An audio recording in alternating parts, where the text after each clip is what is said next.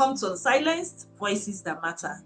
My name is Kate Ibanks, and here we create the space for honest conversations. Conversations about the experiences that shape us, that challenge us, and sometimes completely redefine who we become. Today's conversation sits at that point of building a career and becoming a mother. Our guest describes this season of her life as one that fundamentally redefined who she is and changed the way she sees the world. And that is where our conversation begins.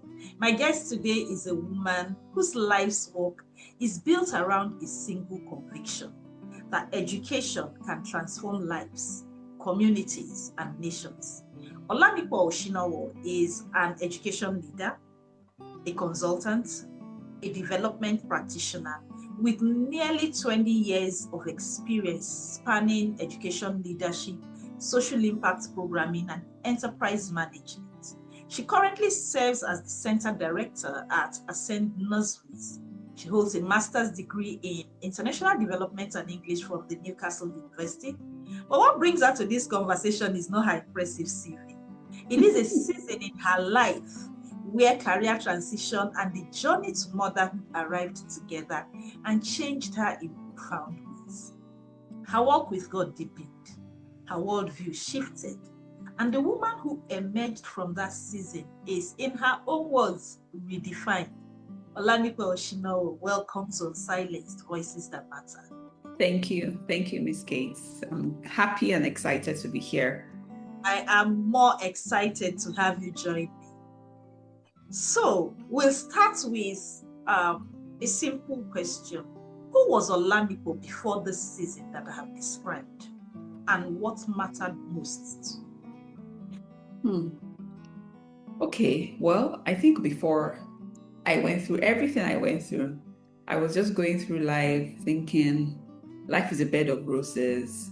Everything is perfect. I have all my ducks in a row. Everything is going in a certain direction. But then it was like a wake-up call. It was almost like I was in a dormant state. That's the way I'll see it in retrospect. But then it was like everything, my world was shaking, everything was upside down. But before, so right now, I would say that looking back, that time I was in a cocoon. I didn't even know what the real world was. But I'm grateful that I went through that journey and I'm here today. Yes. So during that period, what mattered most to you? Okay, I think then what mattered most, because looking at it now, what mattered most to me was probably what helped me to go through that season, right? That's just God. The God factor, the presence of God, knowing that no matter how bad it gets, no matter what goes on, I can always fall back on God. You know that song that says that because He lives, I can face tomorrow. I literally began to experience that song. It was my life. Like really, I can wake up tomorrow and go about my day because God lives and God exists. So that was probably the most important thing really at that point in time. So take us back. Where does this story begin? Okay. Well, I'll say it started. I got from when I started my career and going into marriage. I started as a young graduate, got my first job in 2007. 2009, I got married. And of course, you get married, everybody wants, next thing, from the wedding, the pressure is there. You must have 100 children. But in the next 9 months, we're coming to eat rice and all of that. And it went on and on. And then before then, I know I had this conversation with a friend and I said, I don't know where there was just that subtle fear. Something just said, what happens if you don't have children immediately? And I started telling God, I said, God, please, you know the kind of family I'm married into. I need to start having children like immediately because I don't want to have any issues with my mother-in-law. I don't want to have issues with anybody. And my friend was like, why did you have that crazy thought? And I said, I really do not know where it came from. And then the journey started. 1 year, 2 years, 3 years, 4 years. I think about year 5, I got pregnant. But there was a miscarriage at about 12 weeks, which was like all hopes dashed. And then before then, I had had a surgery, major surgery as well, for fibroids and ovarian cysts. So these were instances in my life that I never thought I would go through. Why am I having a surgery, this kind of surgery? Why am I going through this? I remember being wheeled into the theater and I'm like, God, which way? How far was going on? But I went to that theater strong and I came out stronger, better, recovered, and everything. That was phase one. I felt, oh, yes, okay, now that is done and dusted. We went down the line again, da da da da da da da da, till we got to 12 years. In that 12 years, 3 surgeries for fibroids, countless procedures. I mean, countless procedures. There's this one, there's that one, of course, IVF in between, and all the heartache and pain and everything and all of that. And in the midst of that, I kept on pushing forward in my career because I felt if I cannot give birth to children biologically, I can birth my ideas, I can birth the businesses, I can birth other things, And that's what I began to do. I went for my master's in the gap of that 12 years. When I was going, people were like, you're going for master's, you're going to leave your husband will have a wife and have children before you come back. Da, da, da, da, da. And I'm like, I'm not going to put my life on hold. I'm not going to stop growing because a certain part of my life is not going in the direction I want. So that was what I just kept doing. I made sure I kept growing. I kept doing all the things that I know that God was laying on my heart to do. Even though I was waiting in one area, I did not put other parts of my life on hold because of that aspect, And I just continued to push forward. Went for like the degree I have now, in the master's. It was in the UK. I was away for a year and about 6 months. I came back, we carried on waiting. I even had a surgery while I was in the UK while I was studying, the second surgery. So it was just a season of stretching, of pressure on every side, but like gold, and all the precious diamonds, when they come out from the rough, they don't look as beautiful as they do when the pressure is applied, when this is done and all of that, that's when they come out beautiful. So it wasn't pleasurable while I was going through it. There are days I would go like, God, how am I the only one in the world? Like, what is going on? But I thank God that I came out to a wealthy place. God came through. I'm not saying that my life is all dandy and rosy and beautiful and perfect now. There are still challenges. And now I understand that is part of being human. Life is not a bed of roses. If anybody ever told you that, then you're deceiving yourself. And it's in those seasons where we stretch, where we grow, and where we get better, and where I believe our humanity is refined. So that's just a bit about the journey. This is such an amazing journey you just walked us through. I would say thank you for opening up and sharing this very honestly. When I was reading through the texts that you sent, you named career transition and motherhood together. Why together? I hear you. I hear you when you say you did not allow your life to stop because you have not had kids yet. So you needed to progress, at least in one area of your life. So when you named them together, career transition, motherhood, why did you name those two together? Okay, well, I think maybe because I was navigating both of them at the same time. And given the extreme end, so my first job was in banking. So I have about 6 years work experience in the banking sector. So I moved consulting, did all of that. But when I was going to do the major transition, I moved from banking straight into education. Consulting straight into education. So when I was even going for my master's, when I saw the course, I was excited. So education literally excites me. And looking at the fact that you're educating children, other people's children, and then here's a paradox. You want to educate other people's children and you don't have children of your own yet, So I went to school, I got back. When I got back, what I'm doing now, I wanted to start it then, but my husband said, no, don't do it. And I believe he probably said I should hold on because you know, the way our society is, they can go like, oh, yeah, taking your children to that woman that doesn't have a child. Oh, what are you people saying? Da, da, da, da, da, da. So I'm sure that was why he was protecting me and saying, don't do this yet. So when I got back from my studies, I started an NGO. We were looking after children in slum and underserved communities, just helping with their educational needs and all. So I wasn't in the proper school setting. I went back, did a bit of consulting, but I was not satisfied. I was still empty. So maybe one of the reasons I tied both of them together is the fact that I found a lot of fulfillment when I did my full transition and then with motherhood. I have a beautiful daughter today, oh God, and she's a ball of energy. Every second I'm like, God, thank you for this girl. At times when she goes like, mommy, mommy, mommy, I'm like, oh Lord, somebody's calling me mommy. I'm somebody's mommy now, you know? So that joy and the fact that I'm sitting right where I should sit.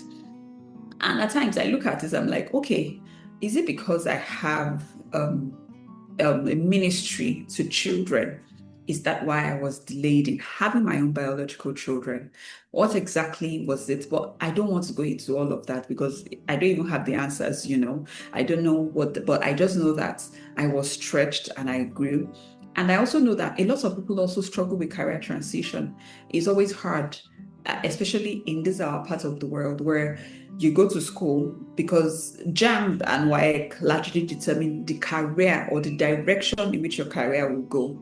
And you have people who are frustrated. You are or suddenly in science class, but naturally you're art oriented, but you're in the science class, and your parents are saying, "Go and study medicine, go and do this, go and do that," and then somewhere along the line, the scores are not helping you, and you just find yourself doing what you are not told to do, what doesn't come to you naturally. So I know lots of people struggle with career transitions, and having navigated career transition excellently well, I want to say so myself, if I can say so myself.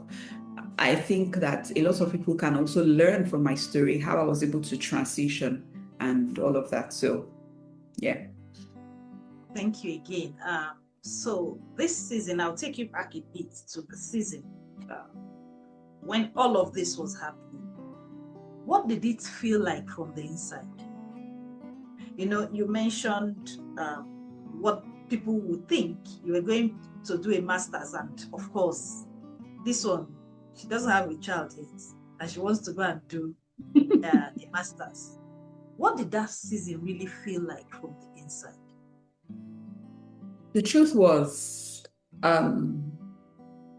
in retrospect, I personally, if you had left me, I was fine.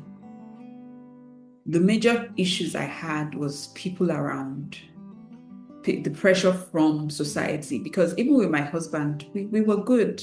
He never for once put any pressure on me. He never, in fact, he was so supportive. And I think that was just the most important thing, that two of us, we were actually in it together. And he was there to support me and hold my hands all through. So internally, I was at peace. I think what probably put a lot of pressure on me was the pressure on my health. The fact that I was constantly going for procedures, for surgeries. So that was probably what weighed me down the most. But the journey to motherhood itself, I don't think I was as troubled as I was expected to be, really. Yes. So Was there a moment when you felt that something shifted, or when you knew that something had shifted? yes. Before I had my daughter, because I got to a point, where, when you pray, pray, pray, pray, pray. And at times, in all fairness, I'm not saying that every day was good. Every day I was shouting hallelujah.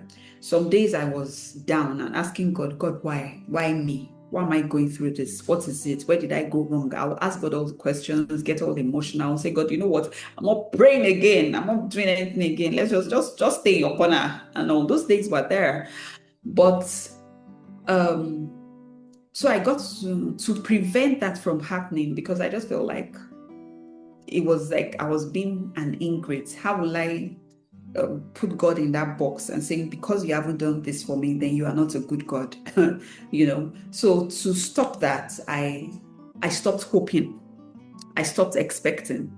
I just turned off all hope, like, so that I will not be disappointed when my period comes. I'm just like, oh, okay, we're here, this is good. And I just go. So I didn't realize that I had gotten to that point until I went to visit one of my mentors who was like who's like a mother figure to me.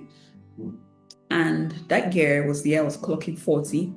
And she was like, oh, Olamipo, you're going to clock 40 this year, right? I said, yes. And she said, also, you've been married for 12 years. I said, yes. She said, do you study Bible numbers? Do you know the significance of 40 and 12? And she literally challenged me that you better wake up. 12 is the number of government. Whatever you allow pass by in this season, then, God forbid, maybe in another 12-year cycle before you can break this. Da, da, da, da, da. And she just challenged me. And I was like, God, what's this one again? So I went back home and I just started praying. And of course, that was before I had the third surgery. So when I had the surgery, my doctor said to me, he said, you know what? We need to have an IVF like almost immediately, like 3-4 months. Please come back. But in that period, something was stirred up in me already.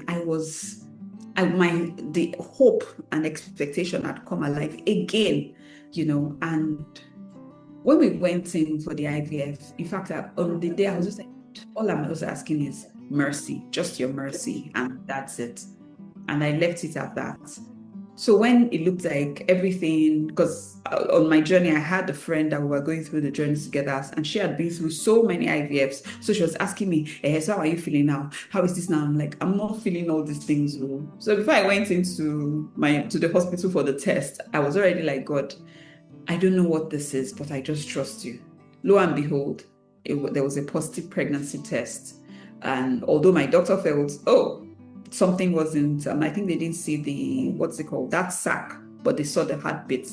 So he was like, you know what, just go back and let's see, we'll do the scan again in 2 weeks, da, da, da, da, da, da, da, da, da. And I was like, God, no, yeah, brought me this far. We're going all the way to the end. So by that time, I was tenacious.